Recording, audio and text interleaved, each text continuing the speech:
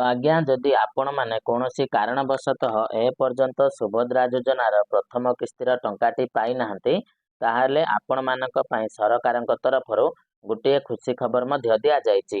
तो हाँ आज्ञा आमर उपमुख्यमंत्री श्रीमती प्रभाती परिड़ा वर्तमान सुभद्रा योजना को लेकिन गोटे बड़ अपडेट मध्य देइचंती।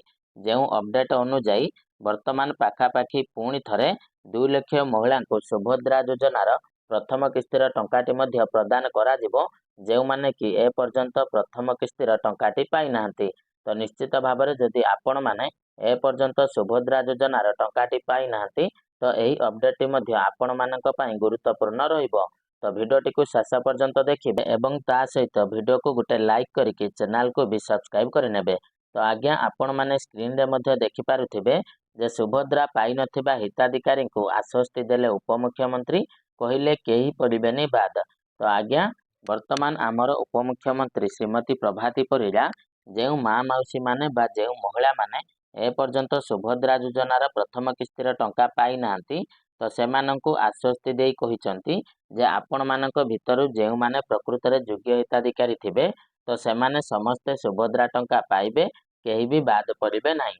तो देखंतु ता सहित से आउरी मध्य कोन कहिसंती ना सुभद्रा टंका मिली नथिले एबे मिलिबो टंका बाद पड़िबेनी जणे भी योग्य हिताधिकारी शेष हिताधिकारी को लिस्ट रे शामिल करा जिवो। फेब्रुआरी 8 तारिख रे मुख्यमंत्री मोहन माझी सुभद्रा योजनार चतुर्थ किस्ती टंका हिताधिकारी आकाउंट को पठाइचंती।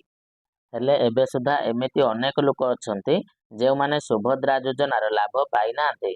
तो आज्ञा वर्तमान आपण माने समस्त जानिचंती जे राज्य सरकारक तरफरु मोट 4टी पर्याय पाखापाखि 98 लाख लोक महिला मानंकु सुभद्रा योजनार प्रथम किस्ती रे 5000 टंका मध्य सरकारक तरफरु प्रदान करा जायछि।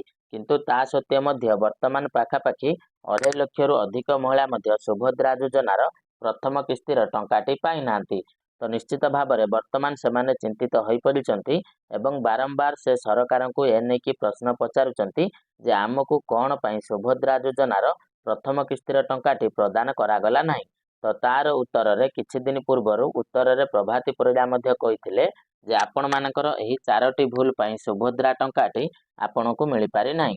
जेमिति कि प्रथम भूलटी आपणकर थिला जे आपणक अकाउंट सहित आपणक आधार लिंक नथिला एवं द्वितीय रे आपणकर डीबीटी एक्टिवेट नथिला तृतीय रे आपण मानकर मोबाइल नंबर लिंक नथिला एवं चतुर्थ रे आपण माने आपणक सुभद्रा पोर्टल को जाइकी बा सुभद्रा योजना रे जो एप्लिकेशन ता आपण माने पकैथिले तो सेतिरे आपण माने ई केवाईसी करि नथिले। तो एही 4टी कारण भितरु जदि आपण कोनोसी गुटिए भूल करि देथिले ताहेले आपणको सुभद्रा टंका मिली नथिला बोली से समय रे उपमुख्यमंत्री प्रभाती परिड़ा मध्य कहिथिले जा विषय रे ऑलरेडी मध्य आमे गुटे वीडियो अपलोड करि सारिछो।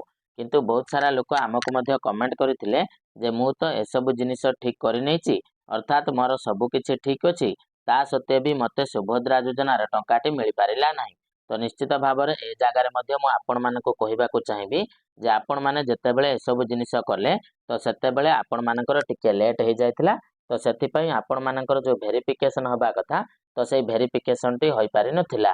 तो सेति पई आपण माने फेब्रुआरी 8 तारिख रे सुभद्रा योजनार प्रथम किस्तीर टंकाटी पाई पारि नथिले। तो सेति पई सरकार चिंता करिसंती बा सरकार आपण मानक पई वर्तमान घोषणाटी करिसंती जे पाखापाखि पुणी थरे 2 लाख महिला को सुभद्रा योजनार प्रथम किस्तीर टंका दिया जिवो जे जेउ मानकर कि सब किछि ठीक रहिछि तो सेमानकर वेरिफिकेशन मध्य चलीछि। तो देखंतु ता सहित आपणकर आउ कोन कहा जायछि एही समय रे उपमुख्यमंत्री प्रभाती परिड़ा बड़ बयान दे कहिसंती जणे भी योग्य हिताधिकारी बाद पड़िबे नाही शेष हिताधिकारी को लिस्ट रे शामिल करा जिवो खूब शीघ्र सेमानंकु भी सुभद्रा टंका प्रदान करा जिवो। एथिपाई आउ भाग्यवान 2 लाख महिला एबे सुभद्रा प्रथम किस्तीर शेष हिताधिकारी। तो आज्ञा वर्तमान जो 2 लाख महिला सुभद्रा योजनार प्रथम किस्तीर टंका पाई नांती तो सेमानकर वर्तमान वेरिफिकेशन चलीछि बा जहाँ भी सेमानकर भूल रही तो ताको वर्तमान ठीक करनेबा पई मंत्री वर्तमान अपील करिसंती। तो निश्चित भाव में जेतेबेले आपण माने सब किछि ठीक करनेबे एवं आपण मानकर वेरिफिकेशन हेबो तो सेही वेरिफिकेशन रे पाखापाखि 2 लाख महिला को सिलेक्ट करा जिवो एवं सेही 2 लाख महिला को खूब शीघ्र सुभद्रा योजनार प्रथम किस्तीर टंकाटी मध्य प्रदान करा जिवो।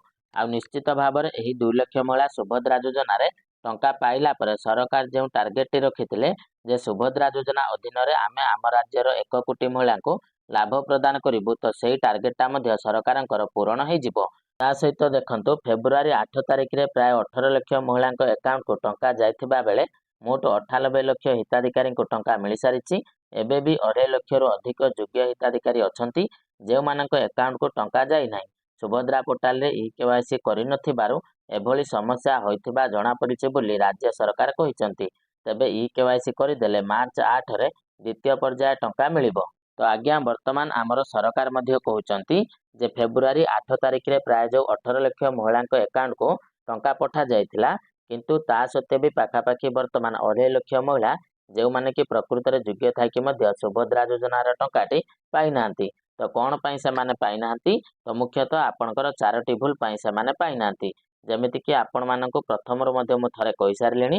ପ୍ରଥମ ଭୁଲ ହେଲା ଆପଣଙ୍କର ବ୍ୟାଙ୍କ ଆକାଉଣ୍ଟ ଆଉ ଆଧାର କାର୍ଡ଼ରେ ମୋବାଇଲ ନମ୍ବର ଲିଙ୍କ ନଥିଲେ। ଦ୍ୱିତୀୟତଃ ଆପଣଙ୍କ ବ୍ୟାଙ୍କ ଆକାଉଣ୍ଟରେ ଡିବିଟି ଲିଙ୍କ ନଥିଲେ। ତୃତୀୟତଃ ଆପଣମାନେ ଆପଣଙ୍କ ସୁଭଦ୍ରା ପୋର୍ଟାଲରେ ଯାଇକି ଇ-କେୱାଇସି କରିନଥିଲେ ଆପଣମାନଙ୍କୁ ସୁଭଦ୍ରା ଟଙ୍କାଟି ମିଳିପାରି ନାହିଁ। ତ ନିଶ୍ଚିତ ଭାବରେ ଆପଣମାନେ ଏସବୁ କାମକୁ କରିନିଅନ୍ତୁ ଯାହା ବି ଆପଣଙ୍କର ଭୁଲ ରହିଛି। ଆଉ ଯେଉଁମାନେ ଏସବୁ କାମ ମଧ୍ୟ କରିନେଇଛନ୍ତି ତ ସେମାନେ ନିଶ୍ଚିନ୍ତ ରୁହନ୍ତୁ ଆଉ ମନେ ରଖନ୍ତୁ ଆପଣମାନେ ଆଉ ଥରେ ରିଜେକ୍ଟ ଲିଷ୍ଟକୁ ମଧ୍ୟ ଚେକ୍ କରିନିଅନ୍ତୁ। ଯଦି ରିଜେକ୍ଟ ଲିଷ୍ଟରେ ଆପଣଙ୍କର ନାଁ ଥିବ ତାହେଲେ ଆପଣଙ୍କୁ ସୁଭଦ୍ରା ଟଙ୍କା ମିଳିପାରିବ ନାହିଁ। ତ ଆପଣମାନେ ରିଜେକ୍ଟ ଲିଷ୍ଟକୁ ପ୍ରଥମେ ଚେକ୍ କରନ୍ତୁ। ଆଉ ଯଦି ରିଜେକ୍ଟ ଲିଷ୍ଟରେ ଆପଣଙ୍କର ନାଁ ନଥିବ ଆଉ ଆପଣମାନେ ଏଇ 3ଟି କାମ ମଧ୍ୟ କରିଦେଇଥିବେ ତ ନିଶ୍ଚିତ ଭାବରେ ଆପଣମାନଙ୍କୁ ଆଗାମୀ ଦିନରେ ସୁଭଦ୍ରା ଟଙ୍କା ମଧ୍ୟ ମିଳିବ ବୋଲି ସରକାର ବର୍ତ୍ତମାନ କହୁଛନ୍ତି। ତେବେ ଦର୍ଶକ ବନ୍ଧୁ ବର୍ତ୍ତମାନ ଏସବୁକୁ ନେଇକି ଆପଣଙ୍କର ମତାମତ କ'ଣ ରହିଛି ଆପଣମାନେ ଆମକୁ କମେଣ୍ଟରେ ମଧ୍ୟ ଜଣାଇ ପାରିବେ ଏବଂ ତା ସହିତ ଯଦି କିଛି ପ୍ରଶ୍ନ ଥାଏ ତାହା ମଧ୍ୟ ଆମକୁ ପଚାରି ପାରିବେ। ତ ଦର୍ଶକ ବନ୍ଧୁ ନିଶ୍ଚିତ ଭାବରେ ଆପଣମାନେ ଭିଡ଼ିଓଟିକୁ ଲାଇକ୍ କରିଦେବେ ଏବଂ ଚ୍ୟାନେଲରେ ନୂଆ ହେଇଥିଲେ ଚ୍ୟାନେଲକୁ ମଧ୍ୟ ସବସ୍କ୍ରାଇବ୍ କରିଦେବେ। ଆଉ ତା ସହିତ ଆପଣମାନେ ଭିଡ଼ିଓଟିକୁ ଆପଣଙ୍କ ସାଙ୍ଗସାଥିମାନଙ୍କ ପାଖକୁ ସେୟାର କରିଦେବେ ଯେଉଁମାନେ ଏପର୍ଯ୍ୟନ୍ତ ସୁଭଦ୍ରା ଯୋଜନାର ଟଙ୍କାଟି ପାଇନଥିବେ। ତ ଚାଲନ୍ତୁ ଦର୍ଶକ ବନ୍ଧୁ ଆଜିର ଭିଡ଼ିଓରେ ଏତିକି। ପୁଣି ଦେଖାହବ ଆପଣମାନଙ୍କ ସହିତ ଆଉ ଗୋଟିଏ ନୂଆ ଭିଡ଼ିଓରେ। ତ ସେତେ ପର୍ଯ୍ୟନ୍ତ ବିଦାୟ ଦିଅନ୍ତୁ। ଜୟ ଜଗନ୍ନାଥ।